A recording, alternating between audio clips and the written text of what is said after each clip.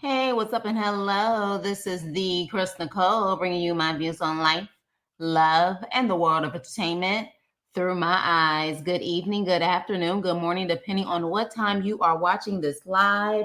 Hello, crew. Hope all is well. Make sure you hit the like button on the way in. Hit the like and hit the hype for your girl. And this is my review on Ready to Love, Season 11, Episode 7. All right, y'all. So let's get into it. So first things first, we see the brothers in the lounge, okay? And Bellow, I know you Nigerian, so you representing your culture. I get it. I get it. I get it. I get it. I just don't get the colors. Now, do the colors represent something as far as your culture is concerned? Because I have definitely seen those type of garments before. I don't know if it would be properly be considered a daishiki. But the peach, I don't know, sir. I don't know. And would you wear that on a date? I think he wanted to be seen and get attention, and he got it. He got it with that. But with that being said, the men are in control and the women will meet their exes. Okay. So that is their assignment this week. Let the women meet their exes and they can actually see who is going to be the best woman or women for them. So first things first, child, we have Carde and we meet what looks like more of his sister. I don't know. They kind of look alike to me, y'all. But with that being said, her name is Day, honey. And I don't know if Day got a little liquid courage, aka she was drunk as a skunk. Because they started off filming when it was light outside, and by the time they was done, baby, it was pitch black dark. So I don't know if they was there too long and she just finally said forget it, because it just seemed like the more and more they went on, the more and more she was loopsy goopsy. So with that being said, I guess this is supposed to be Carde's first love, and he knows that she's going to be a straight shooter, and she definitely was a straight shooter, child. She first of all says, she likes Dominique, and she says, well, Dominique, are you high maintenance? And Dominique says, well, I don't know what you mean by high maintenance, but anything that I ask for, I can do for myself, and I can afford it on my own. And so, let Day say she is a girl's girl. And she said, well, I know that's right, honey. She said, he makes good money. And Dom was like, oh, he do? He do. And I'm like, girl, you have dated an NFL player and an NBA player. I'm sure you can sniff out money at this point. But I would like to know what Day's version is of making good money. Okay. Making good money. Because I'm sure making $100,000 in Detroit is pretty good money. Making $100,000 out here in California, you just scratching and surviving. Okay. As a matter of fact, $100,000 in California is still considered poverty out here, just like in New York City. So with that, I was like, well, what is considered good money? Just like Dom said, what is considered high maintenance? What is considered good money today? So then Shannon comes in. And then Ashante comes in, baby. And when Ashante comes in, let's just say Day goes in. And she's like, yeah, Ashante. She said, oh, you fancy, huh? She was like, so what you feel about Carde? And Ashante's like, Carde is my dog. And she's like, oh, dog, not your lover, huh? And I was like, Day, to say lover, doesn't there mean there has to be some type of love there, or at least freaky tales, maybe, possibly, perhaps? And, Ashante's like, well, about having friendship first. That's important, the foundation of that. And Dave's like, yeah, so is freaky chemistry, okay? That freaky chemistry has to be there. And Ashante's like, well, I can call any man for a freaky tale. And Dave said, well, what man can you call? You got a man or something? What man can you call? I said, well, damn. I said, well, what's going on here? Like, I feel like they did a lot of cutting editing, because I'm like, she coming mighty hard on Ashante. And she's like, look, oh, you know, the freaky tail chemistry is very important to him. Meanwhile, Carde is just sitting there and he's just like not knowing how to control this situation at all. Okay. He's just nervous. He's like, you like your drink, you like your drink. Like he don't want to say nothing. And Ashante was not pleased with that. She was like, she don't like how Carde handled the situation and felt like he could have kept Day in her place. I don't know how y'all feel about that. I feel like Day was good for television, and I think that was the whole purpose of her in this moment was to be good television. That's why he didn't say anything. Meanwhile, Day sits down with Carde and says, Dom is the one, Shan is the number 2, and Ashante has to go. She got to get the hell up out of here. And so at that point, Carde's like, dang, like I did kind of have a connection with Ashante. And I'm like, when? I don't even remember Ashante and Carde really even having a good conversation unless I'm missing something. And if they did, it definitely did not spark anything for me. So I'm like, what kind of connection do you have at this point? But Day's like, yeah, Dom is the one. You need to pick Dom. Ashante has to go. All right. So that was her situation with that. But yeah, she was a wild child, wild card on this one, boy. I'll tell you that much. And yeah, I wonder if that is actually his ex. And he said that was his first love. How long ago was your first love, sir? Like most people first love or first thinking that they're in love is like high school, college. But anyways, let me move on. So then we have Bellow and his ex, Tara. Now, Tara looked familiar. Now, if I find out she an actress, then we already know where this show is and what's going on with this show. But she looks very, very familiar. So at this point, Dom walks in. And she tells Tara, because Tara's like, well, what are you looking for? You looking for long term or looking for a husband? She said, no, I'm here for my man. I'm here for my husband. And so at that point, Ashante walks in. Bellow said he hasn't had a chance to really get to know Ashante. But with that, one thing that Tara says, so Ashante is what's the holdup or why is there a lack of connection between you and Bellow? He feels like he hasn't really had a chance to get to know you. And she said, well, this process is kind of an intense process. And the other men are like more aggressive with getting to know her. And Bellow was like, yeah, I'm not about to cut in or whatever the case may be. Like, that's just not me. Meanwhile, Bellow says he doesn't like PDA. He does not like to do the public affection. That's just not him. And meanwhile, Dom is like, well, I'm a very affectionate person. I don't necessarily know if he's not into PDA. People who are not into PDA do not act like Bellow. Bellow has had no problem showing affection to Dominique in multiple ways, and these other women too, especially with Dominique, the way he kisses her. So I'm like, I don't know. Now, me personally, I like PDA, but I don't like PDA. Does that make sense? Like, I like PDA, but at the same time, I feel like it's still necessary to a certain extent in a relationship. Like, it doesn't have to be all the time, but you still got to give some. But it's just hard for me to think that Bellow is like that when Bellow has no problem locking lips with Dominique on national television. He has already done it multiple times, including after this date. Meanwhile, he actually makes some type of spark and connection with Ashante based off of a book that she brought up that she said she's read 3 times. And literally, Bellow looked like he was about to jump out of his seat to know that she read that book because he read the book as well.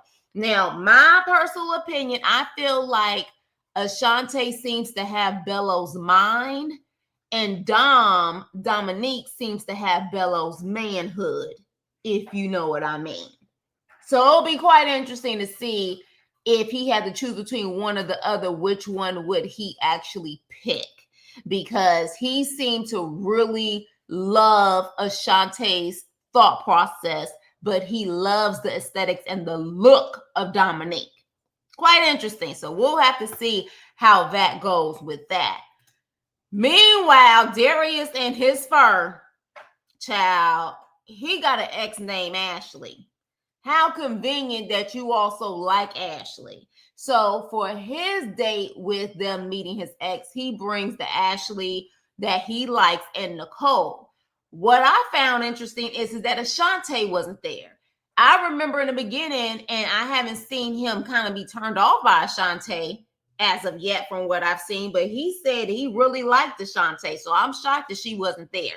So this is where the pick me, cringy, what the heck energy comes.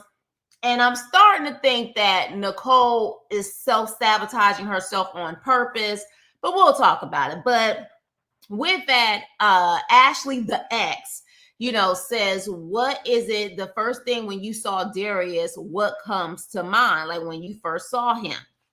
And so Ashley, that he likes, is like, just his whole, get up or whatever. Like, I just love a put together man. Nicole says, I was wondering, like, does he like me? He's not going to like me. He doesn't like me. And I'm like, what the hell are you talking about? You're on this freaking date. Why would you even bring that up? But she was like, he's not going to like me. And I'm like, oh gosh, like, Nicole, can you get more cringy and just more desperate and pathetic? And so at that point, Ashley, the ex, says that Darius likes confident women. Nicole says, well, I wouldn't describe myself in that way. Like, are you going to be the type to like leave me in the car, or are you happy with how I am right now? And I was like, oh my God. Oh my gosh. Like, where did this come from? Like, to me, the only thing that I saw where she wasn't sure of herself was if she's going to be a good mom and if Ed likes her. But now that Ed done left, like, all of her insecurities are coming out. Or maybe since Ed left, she just don't want to be there no more because she wanted Ed to be her dream man. And Ed don't want you, heifer. He don't want you. So at that point, Ashley is leaving, right? Ashley, the one that he's interested in, not the freaking ex. This man brings her a dead fox with the face still on it. And she actually liked it, appreciated it. Don't put that shit on my damn shoulders. I'm calling Peter on you. Are you crazy? Are you crazy? Is this something that's known in the Midwest? Is this a Detroit thing that y'all just put dead animals with their faces on it like that? Like, what the heck is going on? I don't think it's real, but the whole point is that I find it quite disgusting. I don't know. Maybe it's just me. I was like, oh my gosh, the face is still there. The eyes, the nose. Absolutely not. But Ashley sat up there and was like, oh my gosh, he gave me a fox, and on the date too. And then she gives him a freaking kiss. No, not a nice gesture for me. Now, the biggest question is, do y'all actually think that was a real fox? Look, don't ever bring me something like that. I would have started crying. I would have ran. This is a PETA situation.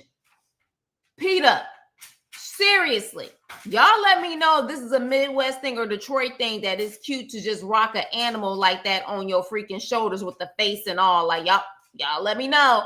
I'm not interested. I'm not interested at all. But at that point, Ashley gives him multiple kisses, honey, because he done gave her that faux fur fox. Moving on, Vince and his ex, Ebony. All right. So Vince has Ebony there to meet Nicole and Ashante and Donna. All right. And so Donna asks Ebony, why did the relationship end? And Ebony says, well, Vince is passionate, but he likes to debate. And I said, we clearly know that. And of course, as soon as she says that, guess what happens? Yeah, this fool wants to debate. He's like, actually. And I'm like, oh, hell. Here we go. Actually, you brought it up, so I feel like I need to say something. No, sometimes you don't need to say anything, okay? Like, at this point, one thing about it, the older I get, the more I'm like, I ain't got time for this shit. I'm not about to go back and forth. I'm going to just simply say, okay, at the end of the freaking day, or I'm going to block you or whatever case may be, depending on what the conversation is. But I do not want to constantly have debates, especially with my man. I need peace with my man. There's going to be a debate here or there, argument here or there, but Vince definitely seems like the type where he's a know-it-all and he always got something to say. Shut it up and shut it down. So at this point, Ebony is telling us that Vince is a homebody and he wants or prefers a woman to stay at home and be a nurturer and take care of the kids. And Ashanti's like, hell no, we gonna have to go out on the weekend or something like that. Like, absolutely not. I am not just the one to sit at home. I will get bored. Meanwhile, Donna, when she sees that Ebony and Vince are going back and forth, was like, well, you know, it takes two to argue. It takes two to debate. So, I mean, she didn't have to debate with him. And I was like, okay, Donna, we'll see how that works for you, Miss Mathematic PhD, because you seem like a know-it-all yourself. So it'd be quite interesting to see how y'all go back and forth. But we also hear that Ebony's like, well, Vince likes to work out a lot. Are you going to have an issue with that? And Donna's like, no, I love the fact that he works out a lot. I'm all about taking care of my health. And, you know, he's taking care of his health. So I love that. And so at that point, the girls leave. And Ebony's like, you know, I think Donna's the best person for you. There's no chemistry with Nicole. Like, literally, I think Nicole said the same thing in this freaking date. The first time that they were talking, Nicole wasn't even there. I don't even remember them showing Nicole walk in. Like, that just shows you how she has literally checked out of this whole situation. But, you know, Ebony's like, there's no chemistry with Nicole. There's no chemistry. And she also felt the same way with Ashanti. She was like, Ashanti doesn't seem like she's ready to really settle down right now. She doesn't seem like what you need as far as your speed is concerned. All right. Now, let me ask y'all something, and maybe y'all will have the answer to this. I know Vince had the beads around his wrists also. Is what is going on with these men, especially these black men that I see with these beads that they wear, like these beads wrist, like on their like a wrist chain or like a necklace. I've been seeing a lot of these men on their wrist wearing these beads, like these little ball beads. What the hell is that? Is that some type of fraternity I'm not aware of, or what's going on with that? Is that supposed to represent something? Crew, ladies, gentlemen, let me know what that means, because Vince had it on, and I have seen a lot of men lately wearing them beads. And I don't know. I don't know if you should run away from guys wearing them beads or be interested in guys wearing them beads. But I'm a little curious on what these beads are all about. It's almost kind of like the dookie chains that they used to wear back in the 80s. Like every man had one of those. I'm seeing these beads a lot lately. Y'all let me know what they represent. But with that being said, Vince takes that into consideration. Now, y'all know I think Steven is cute. Okay, I think he is a cutie. All right, but I had to side-eye him in this situation. Now, we meet his ex-girlfriend. His ex-girlfriend kind of looked like Diana Ross. I wonder if she related to Diana Ross. Because, you know, I wonder if she's from Detroit. You know Diana Ross from Detroit. But she kind of looked like Diana Ross. But with that being said, Steven comes in and he, you know, is talking to his ex about, you know, what to expect. She's like, how many women gonna be here? And he's like, oh, just 3. Ha ha ha. So at this point, we have Donna, we have Ashanti, and we have Lauren. Interesting enough, Lauren is only in one of the guys. Notice that. Lauren is only one pick. It's Steven's pick. Lauren was not in anybody else's circle. None of their circles. Quite interesting, right? Lauren's the only one in Steven's. Lauren only has Steven's interest, I guess, at this point. And probably at this point is the only interest, because how many more episodes do we actually have? But with that being said, Lauren says that, well, I'll start with Donna, child. Donna said her whole day is being in a coffee shop and doing homework. And I said, well, what the hell? I'm like, but you got time for a man, but you just sit in a coffee shop all day doing homework. Okay. Ashanti says, you know what I'm saying, look, she's about doing stuff on her own, or if he wants to try different restaurants, great. But if not, she'll do stuff on her own. And so she said, now, as far as her cooking when she get home, she said sometimes she may cook, sometimes, you know, they may go out. Lauren says that she deals with a lot of people on a day-to-day basis and she has to interact a lot. So Steven being quiet, she feels like that brings a certain peace that she likes because she kind of wants the opposite of what she deals with on a day-to-day basis. And which I was like, I understand that. Like, you definitely want that type of peace when it comes to your opposite, your man.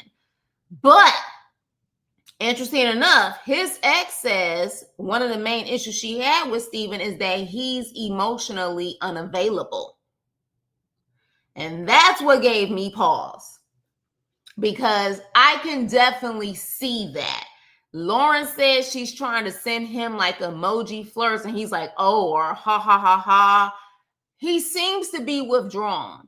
While I think on a physical level, I think he's cute, he definitely seems to be withdrawn. And maybe, I don't know if it's because of him losing both of his parents, but he definitely seems like he isn't emotionally available. He lacks that, which would be a problem for me. And even as Shantae said, that would be a problem for me. Like, I need him to be romantic. Lauren was like, he not even getting that in my emojis or a flirt. If anything, Donna may be the best fit for him because she seems like she doesn't really have the emotional attachment either. But Donna scared the hell out of him because, baby, Donna child. Donna said she ready to be with someone, and she said at this point, when she finds the one, she wants to move in with him within 3 to 6 months. And I said, girl, what? 3 to 6 months? And even Steven had to laugh and was like, what the hell is going on here? I said, baby, she looking at the financial situation in this. You know that's her major math. She like, I need to pay the student loans. I need someone to help me pay the bills so I can pay these PhD loans back. But Steven was like, hell no. Even Steven's ex was like, yeah, Donna kind of moving too fast. And he's like, yeah, she kind of shocked me with that, talking about some 3 to 6 months. Girl, I think anybody should have been shocked. Like, let a man tell me he want to move in within 3 to 6 months. Sir, goodbye. Okay? Especially Donna at her age. She almost 40 years old. Like, don't you kind of want to make sure that's a good fit? But child, she kind of scared me with that her dang on self. But with that being said, yes, Steven definitely gives me vibes that he doesn't know how to process emotions or be there emotionally for someone. And I'm wondering if that has a lot to do with him losing his parents, I believe, at a young age. So I don't know. So we'll definitely have to look into that with Steven. He's still cute on the outside, though. I just don't know what he's like on the inside. You know what I'm saying? So Devon has the women, Nicole, Shannon, and Dominique meet his ex. I believe her name is Kayla, if I'm not mistaken. First of all, what are the odds that this man brings 3 gifts and all 3 bags match what these women have on? Production and Devon, y'all not slick. He gives freaking Nicole an orange freaking bag. She has on orange. He gives Dominique a pink bag. She has on pink. And then literally Shannon has like this tan white get up, and he kind of gives her this tan brownish looking bag. I said, what the hell is going on here? What is going on here? Production, seriously, Devon, like seriously, what are the odds? But whatever. So at that point, Nicole's the first one that comes in. And she's happy that she done got a gift, and she making it seem like now that she done got a gift from Devon, honey, they about to get married. But them psycho eyes and that psycho smile came out when the other ladies came in, and they also got presents. And I said, oh boy, here we go with Nicole. 3rd time is a strike. 3rd time is not a charm for this one. 3rd time is a strike. So at this point, they're all talking. And what does Nicole say? She's so unsure if Devon likes her or not. And I'm like, oh my gosh, like what is it? You're saying that just so you can kind of hear that they really want you? Like, do you want to just hear it out of their mouth that they really, really want you and they want to be with you? You're still on the show. You have been selected for 3 special dates to meet the ex. What more do you want? Like, what is wrong with you? You're insecure. You got pick me energy. And honestly, you got some stalking energy and self-sabotaging energy as well. This is why you were on Ed for 15 years. You're giving stalker if it doesn't work out. That's what you're giving. Like, I wouldn't be shocked if you knew where Ed whereabouts were, even though after undergrad, y'all went y'all separate ways. I wouldn't be shocked. I wouldn't be shocked if you knew where he was. I'm sorry, you just give me those vibes, especially after this episode. So at that point, she says, I don't want you talking to nobody else. Nobody else. And Dominique was like, well, yeah, I don't like that either. But in this situation, I mean, we're on a dating show. So, it is what it is with this dating show. And Nicole's like, no. I hate you seeing talking to any other girls. I hate you seeing talking to any other girls. Like you're my biggest connection. I just hate it. I hate you talking to other girls. And I was like, cuckoo. Okay. You're on a dating show, ma'am. You're on a dating show. Competition. Like, all right, this is quite interesting. And Devon is like, I don't know what she expects after 3 weeks. 3 weeks. And so his ex, Kayla, says, I think Shannon is the one for you. And I said, I agree. Facts. They both have this corny, quirky vibe to them. Perfect match. They look cute together. I said that a long time ago. Shannon and Devon work. She said Nicole could work, but her attachment and her needy situation kind of concerns me. And I said, girl, just say it. She giving fatal attraction, stalker vibes. That's what she's giving. She's giving that if it doesn't work out, she's going to haunt you forever. That's what it's giving. It is what it is. So with that, child, they are back at the lounge. The brothers are back at the lounge. And Dominique is one of the tops, Shannon and Donna. Okay. But Bellow says that his ex says that he needs to get to know Ashanti. There was definitely something there between him and Ashanti. Darius says Ashley is the one. Okay. Meanwhile, Steven says Lauren is the one.